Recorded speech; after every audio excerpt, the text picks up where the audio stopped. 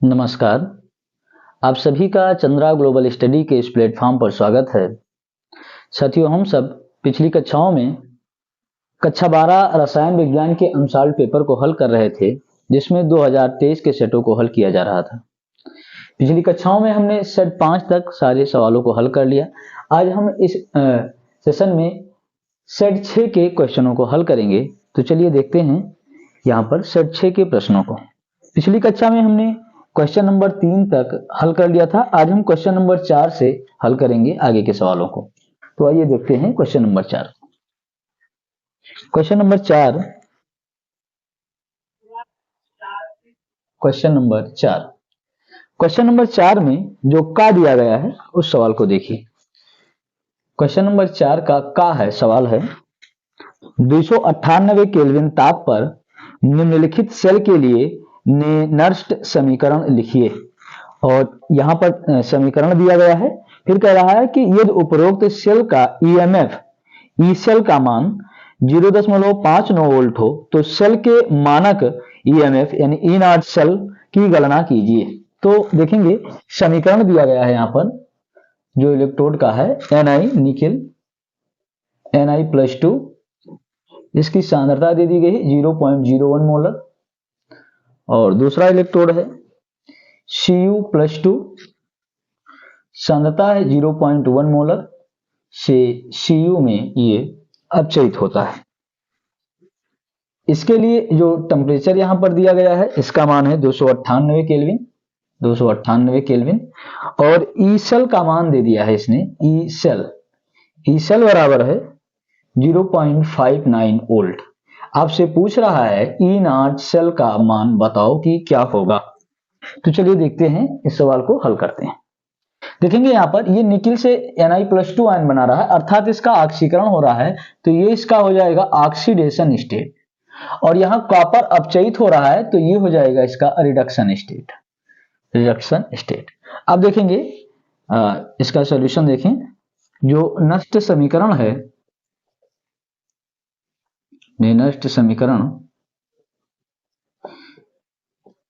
समीकरण होता है ई सेल बराबर ई नॉट सेल माइनस 298 केल्विन ताप पर जो मान होता है उसको एक साथ, यानी पूरा समीकरण हम पहले लिख लेते हैं। मान होता है 2.303 RT बटे NF इंटू लाग OS यानी ऑक्सीडेशन स्टेट की सांद्रता बटे रिडक्शन स्टेट की सांद्रता बेस 10, ये समान होता है। यहाँ पर अगर टेम्परेचर है 298 केल्विन और R का मान हम रख देते हैं 0.0821, फैराडे मान रख दिया जाता है 96,500। तो इन सभी को हल करने के बाद में मान इसका मिल जाता है 0.0558। हम इस समीकरण में हमें ज्ञात करना है ई नॉट सेल का मान, तो हम पक्षांतर कर लेंगे। ई नॉट सेल बराबर हो जाएगा ई सेल, ये मान पूरा पॉजिटिव हो जाएगा। और इसको जब हम हल करेंगे तो इसका मान हो जाएगा 0.058 बटे small n into log OS बटा RS बेस 10, ये मान हो जाएगा। क्योंकि यहाँ पर टेम्परेचर रखते हैं 298 केल्विन, R का मान रख दिया जाता है 0.0821, F का मान है 96,500। अब इस समीकरण में देखिए कि कितने इलेक्ट्रॉनों का स्थानांतरण हो रहा है। तो आप यहां से पाएंगे कि n, जहां n ये इलेक्ट्रॉनों की संख्या है, तो n बराबर 2 इलेक्ट्रॉन मिलेंगे। आप यहां देखें Ni से Ni+2 बना रहा है और Cu+2 से Cu, यानी 2 इलेक्ट्रॉनों का स्थानांतरण हो रहा है। तो n बराबर 2 हो जाएगा। बाकी सारे मानों को आप यहां से अब रख देंगे। तो ई सेल का मान सवाल में दिया गया है 0.59 प्लस 0.058 बटे n का मान हो जाएगा 2 इंटू लाग, और इसका वैल्यू रख देंगे। OS की यहाँ पर सांद्रता दी गई 0.01 और RS की सांद्रता है 0.1। यहाँ 2 के बाद दशमलव है, हम दशमलव हटाएंगे तो हो जाएगा 1/10। 1/10 को हम लिख सकते हैं 10 की घात -1। तो ये मान हो जाएगा 0.59। इसको डिवाइड कर देते हैं 2 से, 2 0 2 दूनी 4 2 9 18 इंटू लाग, ये मान आ जाएगा 10 की घात -1 बेस 10। यहाँ बेस 10 रहेगा। हल करोगे इस पूरे मान को तो ये लिखा है log m पावर n, तो ये हो जाएगा n log m, यानी ये हो जाएगा -1 log 10। तो ये हो जाएगा 0.59 plus 0.029 into -1 log 10 base 10 log 10 base 10 का मान हो जाएगा 1, और इस -1 गुणे 1 बराबर 1 आएगा, इसका यहाँ पर गुणा कर दोगे तो ये पूरा माइनस साइन के साथ हो जाएगा 0.59 और ये हो जाएगा -0.029। हल करोगे, यहाँ 3 अंक के बाद दशमलव है, जब इसको हल करोगे तो ये मान आएगा 10 में से 9 गई 1, यहाँ 8 में से 2 जाएगा तो 6 और ये हो जाएगा 5। 0.561 वोल्ट यही इसका उत्तर होगा। अब लोग नोट करिए, लगाइए।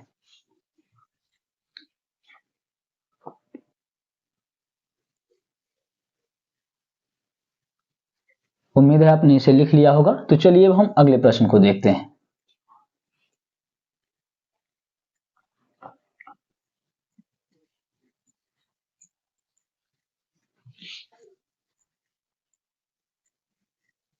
आइए अगला प्रश्न देखते हैं। अगला प्रश्न कह रहा है, चौथा का खा जो दिया गया है ये आपके सिलेबस में नहीं है, इसको छोड़ देते हैं। चौथे का गा देखिए, सवाल नंबर 4 का गा में कह रहा है, गैब्रियल थैलेमाइड संश्लेषण पर संक्षिप्त टिप्पणी लिखिए। फिर है, प्राथमिक एमीन के संश्लेषण में गैब्रियल थैलेमाइड संश्लेषण को प्राथमिकता क्यों दी जाती है। ये यहाँ पर क्वेश्चन दिया गया है, तो हम यहाँ पर गैब्रियल थैलेमाइड रिएक्शन के बारे में इसकी भाषा लिखें और फिर रिएक्शन दिखा दें, बस यही हो जाएगा। तो हेडिंग करेंगे गैब्रियल थैलेमाइड अभिक्रिया, गैब्रियल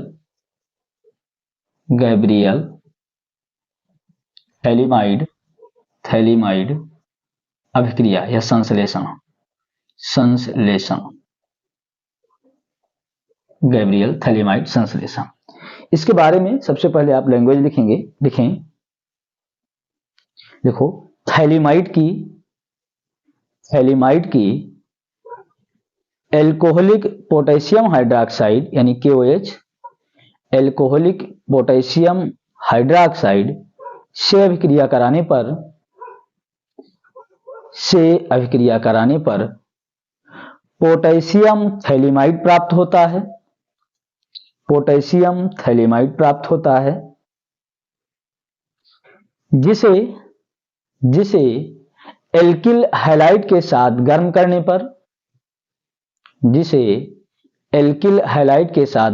पर एन एल्किल थैलेमाइड बनता है। इसका अम्लीय माध्यम में जल अपघटन कराने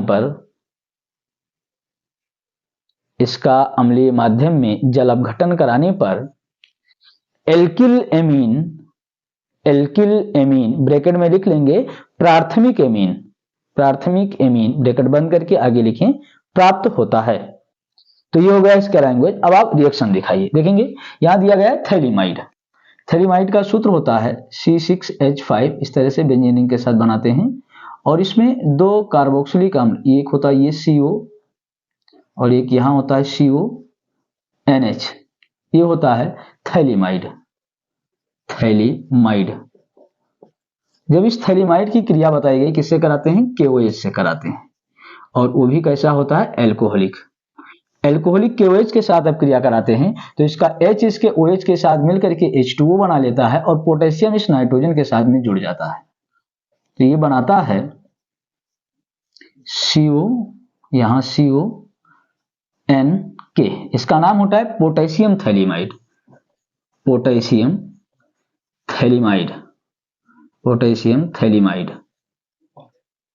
जब इस पोटेशियम थैलेमाइड, यहां ये ऑक्सीजन है, इस पोटेशियम थैलेमाइड की क्रिया हम करा देते हैं एल्किल हैलाइड से, RX से, तो यहां से इसका पोटेशियम और हाइड्रोजन मिलकर के KX मिलकर के अलग हो जाता है और एल्किल समूह इस नाइट्रोजन से जुड़ जाता है, तो बनाता है ये N एल्किल थैलेमाइड, CO, यहां CO और इस नाइट्रोजन से जुड़ जाता है एल्किल समूह, नाम होता है इसका N एल्किल थैलेमाइड।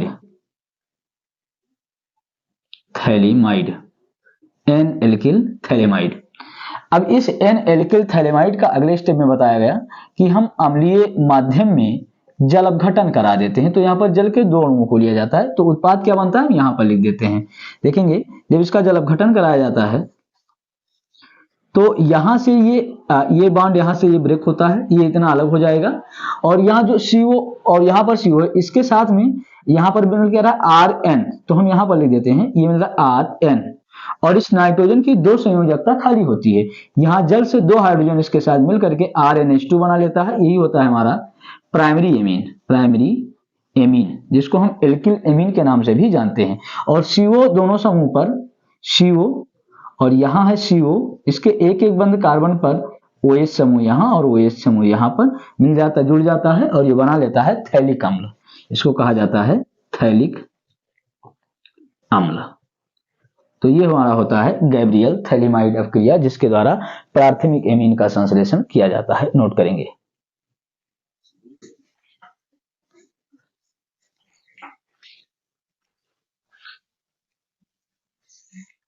उम्मीद है इसे आपने लिख लिया होगा।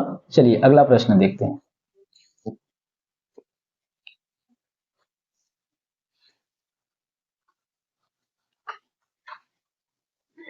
देखेंगे अगला क्वेश्चन, क्वेश्चन नंबर 4 का घा दिया गया है। क्वेश्चन नंबर 4 का घा देखें, लिखा है कार्बोहाइड्रेट के डी तथा एल विन्यासों से आप क्या समझते हैं?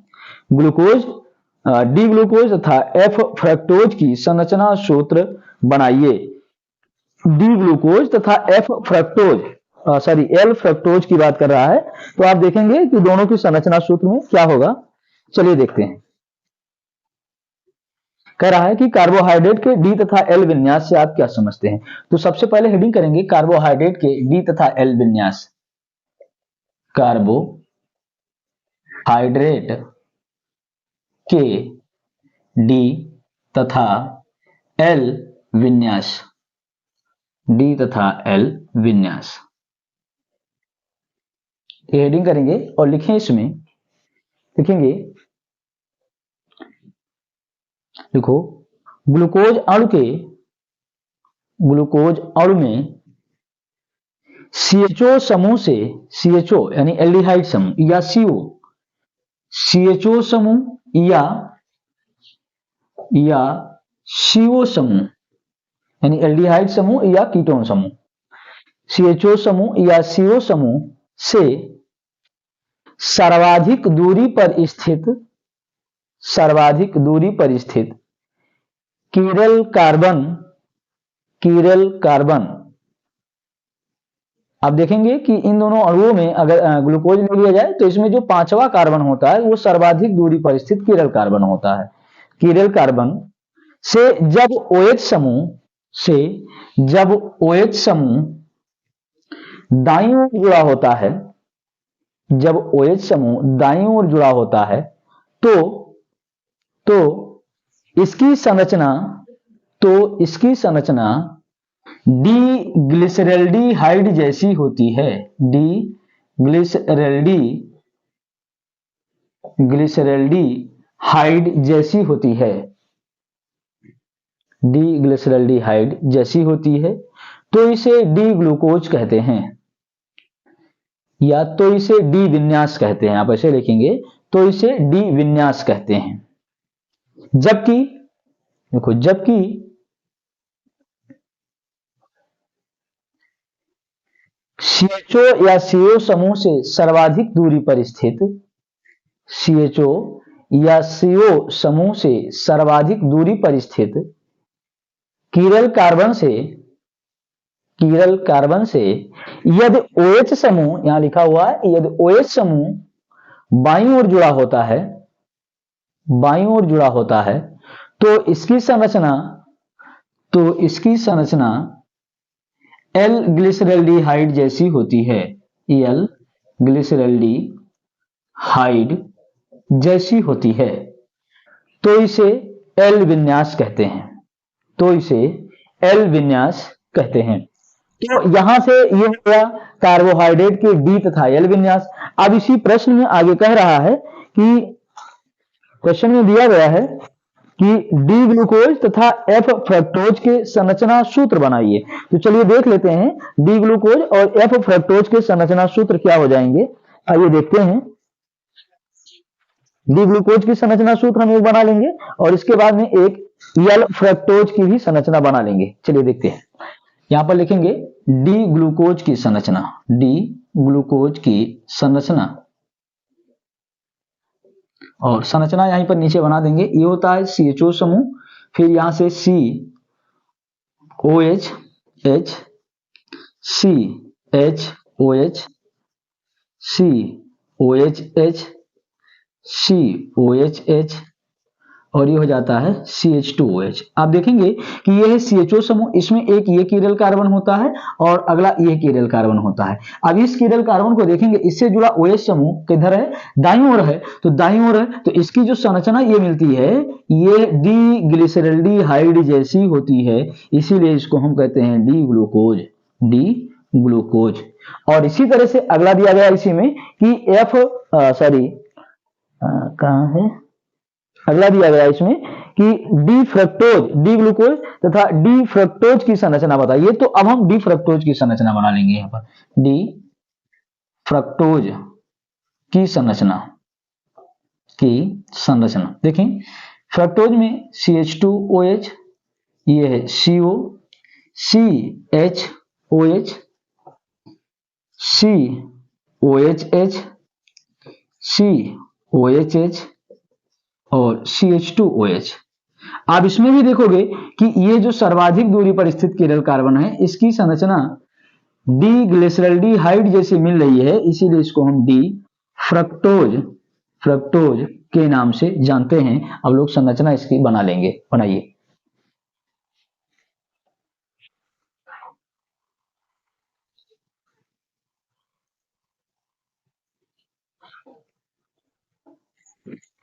उम्मीद है आपने इसे लिख लिया होगा। तो चलिए अब हम अगले प्रश्न को देखते हैं।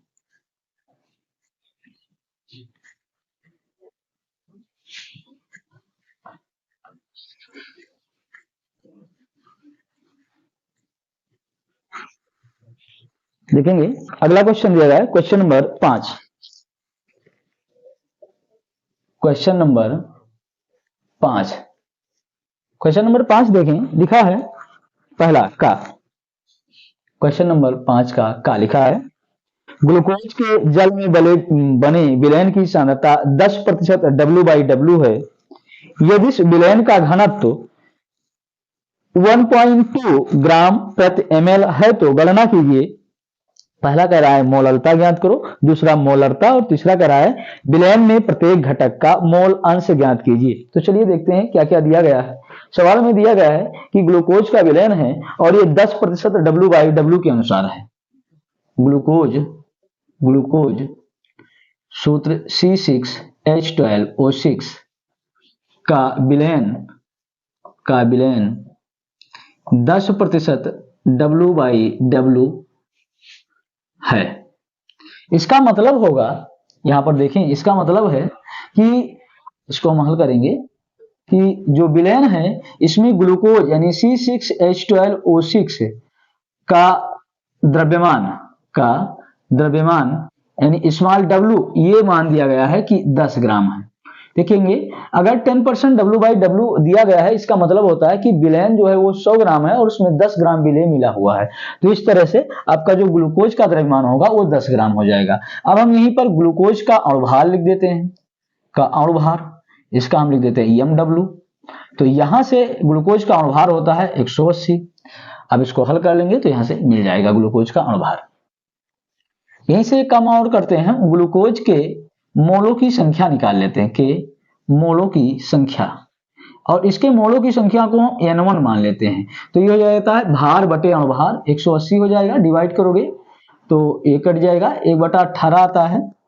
और अगर आप हल करेंगे तो 0 पॉइंट लगाएंगे तो हो जाएगा 10, 0 लगाओगे तो 100, और 18 पंचे 90, तो 0.055 करके इसके मोलों की संख्या यहाँ पर मिल जाएगी। अब ये तो हो गया ग्लूकोज के बारे में। विलयन का द्रव्यमान जो दिया गया है, विलयन का द्रव्यमान ये दिया गया है 100 ग्राम। तो विलायक का द्रव्यमान कितना होगा, विलायक का द्रव्यमान यानी कि कैपिटल W, तो ये हो जाएगा 100 माइनस 10 बराबर 90 ग्राम। ये मिल गया हमें विलायक का द्रव्यमान। विलायक यहाँ पर जल होगा, यानी जल का जो द्रव्यमान है वो 90 ग्राम है। तो यहाँ विलायक, अब यहाँ पर लिख देते हैं H2O यानी विलायक। तो H2O के मोलों की संख्या ज्ञात कर लीजिए, के मोलों की संख्या, यानी हम इसको N2 मान लेते हैं। तो N2 बराबर हो जाएगा, द्रव्यमान है 90 और अणुभार होता है 18, 18 पंचे 90, 5 मोल आ जाएंगे। चलिए अब एक एक करके यहां से सवालों को हल करना। अच्छा, और क्या दिया गया है, इसका घनत्व तो दिया गया है डी का मान है सवाल में 1.2 ग्राम प्रति ml, ये दिया गया है। तो घनत्व से हम विलयन का यहां से आयतन ज्ञात कर लेंगे। तो सूत्र होता है D बराबर W बटे V, और V बराबर हो जाएगा W बटे D, W बटे D। ये विलयन का आयतन है, विलयन का आयतन। तो यहां से मान रख दीजिए। तो विलयन का द्रव्यमान दिया गया है 100 ग्राम और घनत्व 1.2, डिवाइड करेंगे तो हल करोगे तो ये आ जाएगा, दशमलव हटाओगे 1000 हो जाएगा, 12 8 96, 4 40 हो जाएगा, 12 3 36, 83.3 ml ये विलयन का आयतन हो जाएगा। अब ये सारे मान आपको मिल गए हैं जिसकी हमें जरूरत थी। अब हम एक एक करके सवालों को हल करेंगे। तो हमें पहला ज्ञात करना है मोललता। मोललता, मोललता का सूत्र होता है स्मॉल m बराबर W बटे mw इंटू कैपिटल W, जहां कैपिटल W विलायक का द्रव्यमान है, स्मॉल w विलेय का द्रव्यमान है, mw विलेय का अणुभार है, गुणे 1000। चूंकि ये मान किलोग्राम में लिखा जाता है, ग्राम में होता है, तो 1000 से हम यहाँ पर मान रख देते हैं। तो अब मान रख देंगे, यहाँ पर W दिया गया है हमारा 10, 1000, mw दिया गया है 180 और कैपिटल W का मान दिया गया है यहाँ पर देखेंगे 90। तो हल करेंगे इसी को, 0 से 0 ये कट जाएगा, 1 0 से ये कट जाएगा। हल करोगे तो 18 से 100 कटेगा तो 18 पंचे 90, दशमलव लगाओगे तो 5.56 आ जाएगा, ये हट जाएगा। और 9 से इसको आप जब डिवाइड करोगे 5.56 को तो 0.9 छक 54, एक आएगा 16 हो जाएगा, 9 1 कम 9, तो ये हमारा मान मिलेगा इतने मोलल, यानी 0.61 मोलल। ये उत्तर हो जाएगा पहला सवाल। दूसरा इसी में कह रहा है कि आप इसकी मोलरता ज्ञात करो। दूसरा कह रहा है कि मोलरता ज्ञात करो। मोलरता, तो मोलरता के लिए हम लिखते हैं कैपिटल M बराबर W बटे mw इंटू V लीटर में, ये मान होता है। मान रखेंगे W है विलेय का द्रव्यमान, तो 10 हो जाएगा, mw विलेय का अणुभार 180 होगा। आयतन दिया गया है, यहाँ पर आपने निकाला है 83.3 ml और लीटर में बदलना है तो 1000 से यहाँ पर हम गुणा कर देंगे। जब इस वैल्यू को आप हल करेंगे तो इसका टोटल मान मिलता है, मोलरता का मान आ जाता है 0.67 मोलर। आप इसको हल कर लेंगे 0.67 मोलर, ये इसका उत्तर मिल जाता है। और फिर अब बात आती है हमें इसके मोल प्रभाज की। तो यहां पर हम लिखेंगे कि तीसरा ग्लूकोज का मोल प्रभाज को हम काई से प्रदर्शित करते हैं, इसे लिख देंगे काई C6H12O6। तो ग्लूकोज का मोल प्रभाज बराबर हो जाएगा ग्लूकोज के मोलों की संख्या, जिसको हमने N1 माना है, बटे कुल मोलों की संख्या, यानी N1 बटे N1 प्लस N2। N1 का मान दिया गया है, आपने यहाँ पर लिखा है 0.055 और इसको जब जोड़ोगे तो हो जाएगा 5.055। जब आप इस वैल्यू को हल करते हैं तो इसका मान हमें मिल जाता है 0.0108, 0.0108, ये मिल जाएगा उत्तर। आप यहीं से देखेंगे। अगला हम अगर ज्ञात करें कि काई H2O जल के क्या मान होगा, तो 1 माइनस काई C6H12O6 ग्लूकोज के मोल प्रभाज को इसमें से घटा देंगे तो इसका मान रख देंगे 1 माइनस 0.0108 और हल करेंगे तो ये मान आएगा 2989 0 पॉइंट। तो ये जल के मोल प्रभाज का मान हो जाएगा और ये हो जाएगा हमारे ग्लूकोज का मोल प्रभाज। तो इस तरह से ये पूरा क्वेश्चन कंप्लीट हुआ। अब लोग इसे नोट करिए।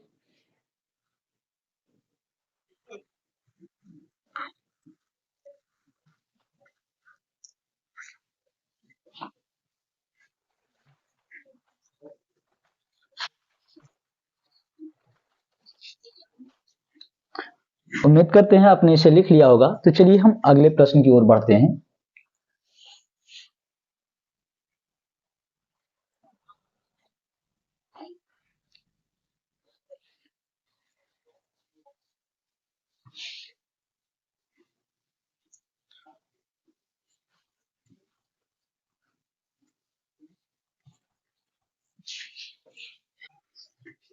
आइए देखते हैं अगला प्रश्न।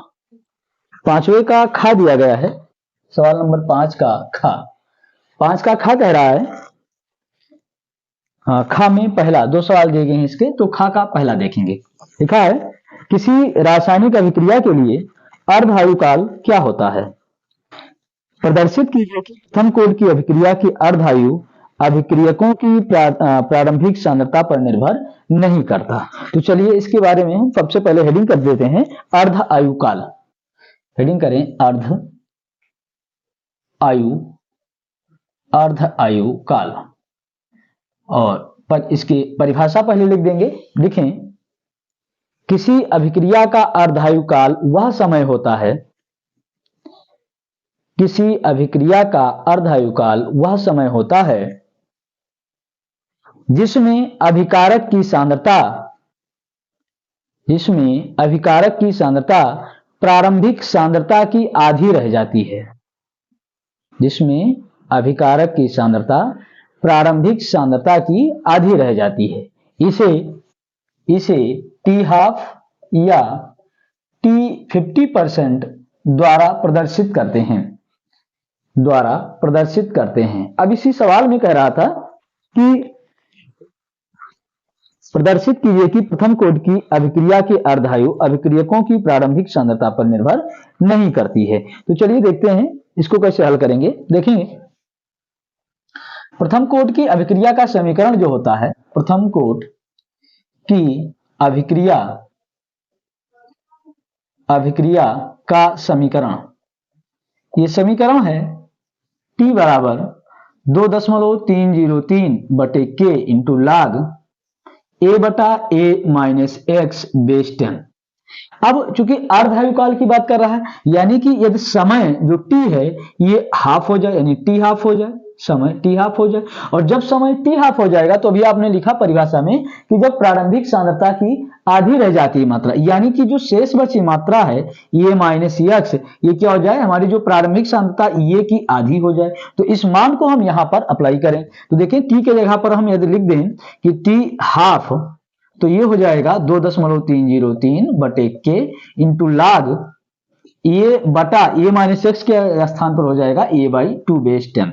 हल करोगे तो 2.303 बटे के इंटू लाग, ये मान हो जाएगा 2 into A by A base 10, ये से ये कटेगा तो लाग 2 हो जाएगा, और लाग 2 का मान आप रख देंगे, मान होता है 0.3010।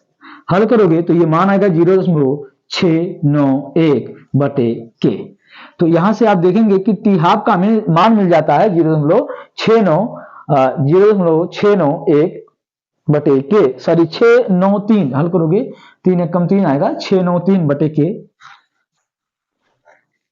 तो आप इस समीकरण को देखिए, यहां पर कहीं भी प्रारंभिक सांद्रता ये की बात नहीं हो रही है, तो यही हमारा मान मिलता है। और हम नीचे लाइन से लिखेंगे, इसमें लिखें उपरोक्त समीकरण से स्पष्ट होता है कि, उपरोक्त समीकरण से स्पष्ट होता है कि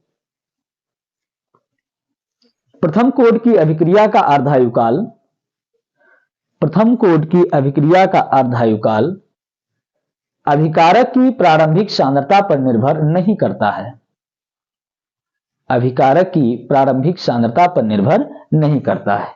तो ये हो गया हमारा ये क्वेश्चन। चलिए अब हम अगले प्रश्न को देखते हैं। इसी खा में एक दूसरा सवाल दिया गया है।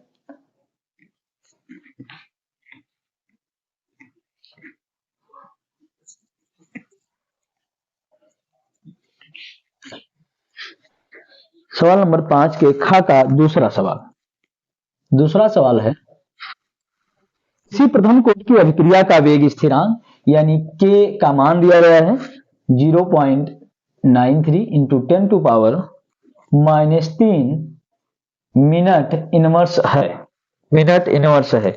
इस अभिक्रिया के अर्धायु की गणना कीजिए, यानी टी हाफ बताना है कि क्या होगा।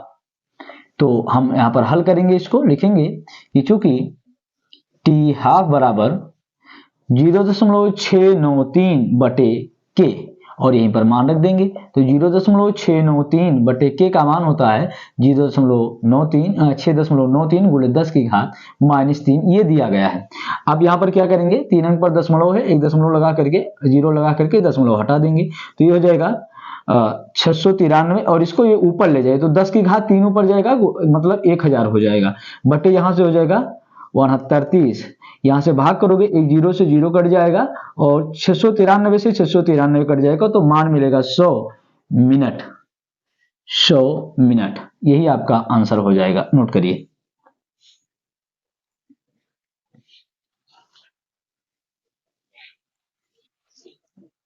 तो चलिए अब हम देखते हैं यहाँ पर क्वेश्चन नंबर 5 का गा, और गा में 2 क्वेश्चन दिए गए हैं, तो इसका पहला देखते हैं। 5 के गा में पहला दिया गया है Fe+2 तथा Fe+3 में से कौन सा आयन अधिक अनुचुंबकीय है तथा क्यों। तो यहाँ पर हम इसको देखेंगे कि कौन अधिक अनुचुंबकीय है और कौन कम है। तो सबसे पहले हम देखें यहाँ पर Fe+2 आयन, Fe का परमाणु क्रमांक होता है 26, लेकिन जब ये +2 आयन यानी 2 इलेक्ट्रॉनों को त्याग देगा तो 24 इलेक्ट्रॉन इसमें बचेंगे। इसका विन्यास अगर हम लिखें तो 1s2 2s2 2p6 3s2 3p6 4s2 और 3d4। आप देखेंगे तो यहां पर इसके 3d4 डी कोश में 4 इलेक्ट्रॉन होंगे, 4 इलेक्ट्रॉन यहां पर पाए जाते हैं। दूसरा हम देख लें Fe+3, Fe+3, तो यहां पर जब +3 होगा 1 इलेक्ट्रॉन और कम हो जाएगा, 23 रहेगा। विन्यास लिखेंगे 1s2 2s2 2p6 3s2 3p6 4s2 और ये हो जाएगा 3d3।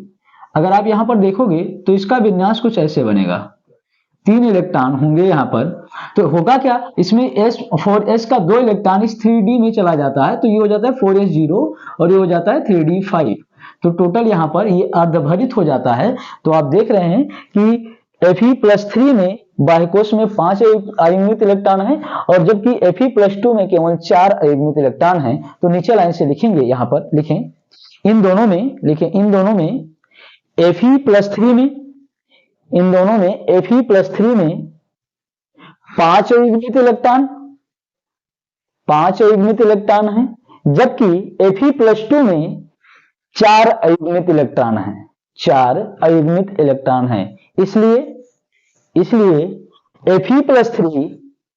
Fe+3 कामा करके आगे देखें, Fe+2 से अधिक अनुचुंबकीय होगा, Fe+2 से अधिक अनुचुंबकीय होगा। आइए अब इसी 5 के गा का दूसरा क्वेश्चन देखते हैं। 5 के गा का दूसरा, 5 के गा का दूसरा कह रहा है Zn+2 लवण रंगहीन होते हैं, जबकि Ni+2 यानी निकिल का आयन लवण रंगीन होता है, क्यों। तो चलिए इसको भी लिखते हैं। यहां पर देखें, हम जब हम बनाएंगे यहां पर Zn जिंक Zn, तो इसमें देखोगे Zn परमाणु क्रमांक 30 होता है, यहां Zn+2 बनाओगे तो ये 28 इलेक्ट्रॉन रहेंगे। विन्यास लिखोगे तो 1s2 2s2 2p6 3s2 3p6 4s2 और 3d8 होता है, 3d8। लेकिन यहां पर कंडीशन क्या है कि यदि अगर 4s से 2 इलेक्ट्रॉन इस d वाले में चले जाएं तो ये पूरी तरह से पूर्ण भरित हो जाएगा, क्योंकि इसमें 8 इलेक्ट्रॉन हैं, 8 हैं, तो ये यहां 4s से 2 इलेक्ट्रॉन यहां से चला जाता है और ये हो जाता है पूरी तरह से 3d10, तो ये पूर्ण भरित यहां पर हो जाता है। और अगर हम बात करें निकिल Ni+2 की, Ni+2, तो निकिल में आप देखोगे परमाणु क्रमांक इसका 28 होता है, जो इलेक्ट्रॉन और कम होंगे तो 26 हो जाएगा। आप विन्यास बनाओगे तो 1s2 2s2 2p6 3s2 3p6 4s2 और 3d6 होगा। आप यहां पर देखेंगे 1 4 5 और ये 6। अब यहां पर देख रहे हैं कि इसमें अयुग्मित इलेक्ट्रॉन है और इसमें सारे इलेक्ट्रॉन युग्मित है। तो नीचे लाइन से लिखें Zn+2 में सभी इलेक्ट्रॉन युग्मित होते हैं, सभी इलेक्ट्रॉन युग्मित होते हैं, इसलिए इनके आयन रंगहीन होते हैं, इसलिए इनके आयन रंगहीन होते हैं। जबकि Na+2 में यानी निकिल आयन में Na+2 में 4 अयुग्मित इलेक्ट्रॉन पाए जाते हैं, 4 अयुग्मित इलेक्ट्रॉन पाए जाते हैं, अतः इनके आयन रंगीन होते हैं, अतः इनके आयन रंगीन होते हैं। नोट करें।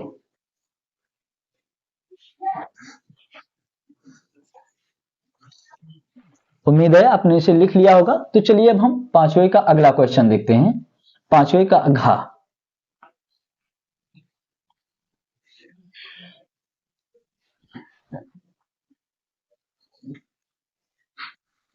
क्वेश्चन नंबर 5 का घ कह रहा है, 5 का घ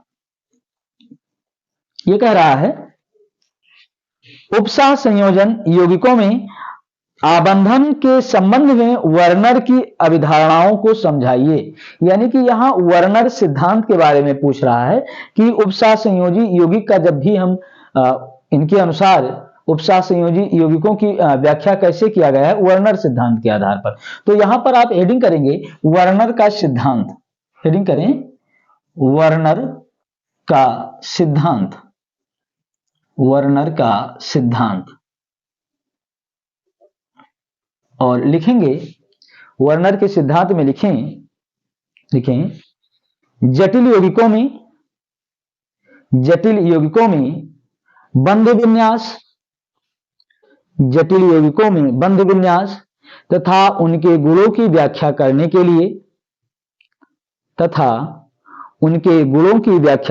लिए अल्फ्रेड वर्नर ने 1892 में एक सिद्धांत प्रतिपादित किया जिसके मुख्य बिंदु निम्न हैं। तो पहला पॉइंट लिखेंगे नंबर 1, पहला बिंदु लिखें, फर्स्ट पॉइंट लिखें जटिल यौगिकों में केंद्रीय धातु परमाणु 2 प्रकार की संयोजकताएं प्रदर्शित करते हैं, 2 प्रकार की संयोजकताएं प्रदर्शित करते हैं। कौन कौन? तो पहला लिख लेंगे, पहला लिखें प्राथमिक संयोजकता, प्राथमिक या इसी को कहा जाता है आयनिक या आयनिक संयोजकता, आयनिक संयोजकता। और दूसरा लिखेंगे पॉइंट बी द्वितीयक संरचना, द्वितीयक संयोजकता, द्वितीयक या इसी को कहा जाता है अनआयनिक, अनआयनिक संयोजकता, अनआयनिक संयोजकता। अब ये संयोजकताएं क्या होती हैं इसके बारे में हम नंबर 2 डाल करके लिखेंगे। दूसरा बिंदु लिखें प्राथमिक संयोजकता केवल ऋण आयनों द्वारा ही संतुष्ट होती हैं, प्राथमिक संयोजकता केवल ऋण आयनों द्वारा संतुष्ट होती हैं जो केंद्रीय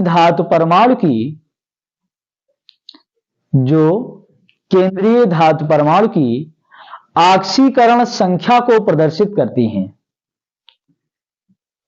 केंद्रीय धातु परमाणु की ऑक्सीकरण संख्या को प्रदर्शित करती हैं। इसी बिंदु में नीचे लाइन से लिखेंगे धातु परमाणुओं की प्राथमिक संयोजकताएं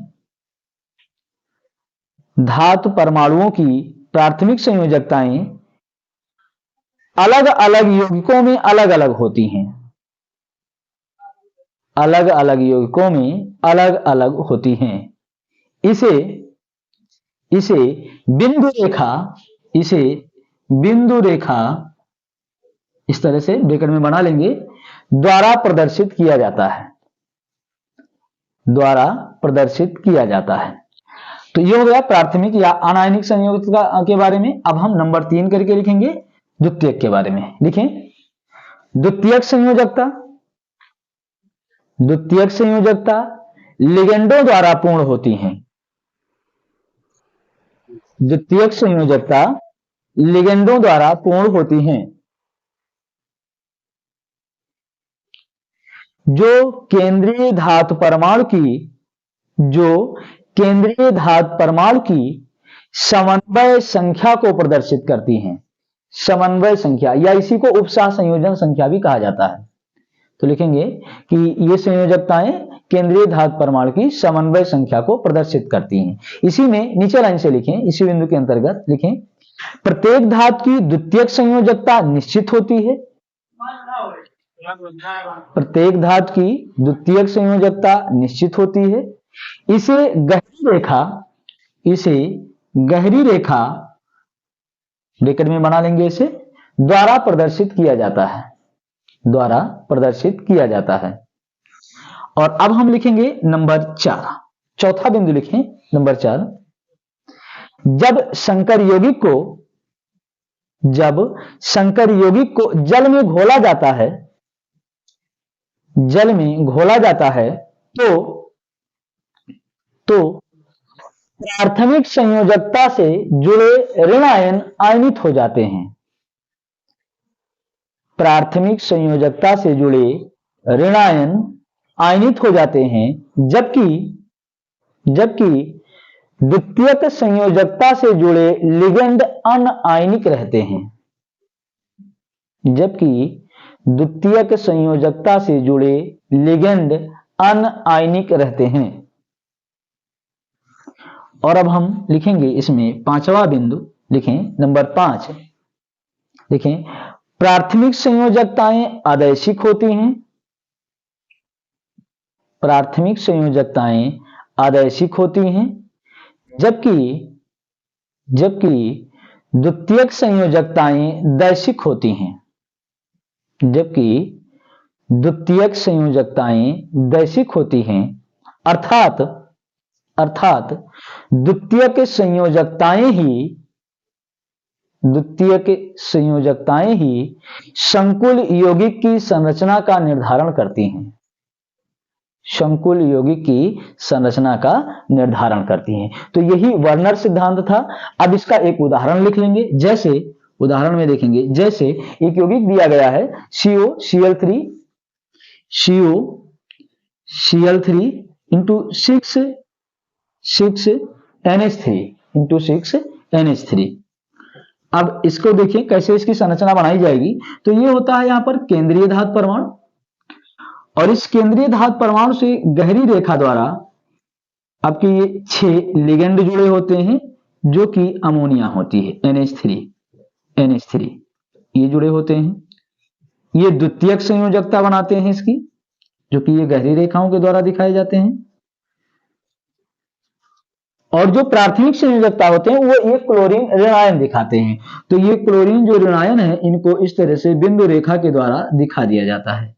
इनको दिखाते हैं हम बिंदु रेखा के द्वारा, क्लोरीन यहां से। तो इस तरह से इनकी संरचना हो जाती है। आप लोग इसे नोट कर लीजिए।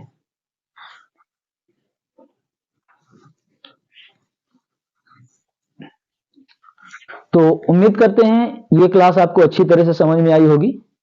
अब लोग इसको हल करेंगे क्वेश्चन नंबर 5 तक। 6 और 7 हम अगली कक्षा में मिलेंगे और उसे वहां पर हल किया जाएगा। तो आप लोग इसको पूरी तरह से हल करें। अपना ख्याल रखें। जय हिंद, धन्यवाद।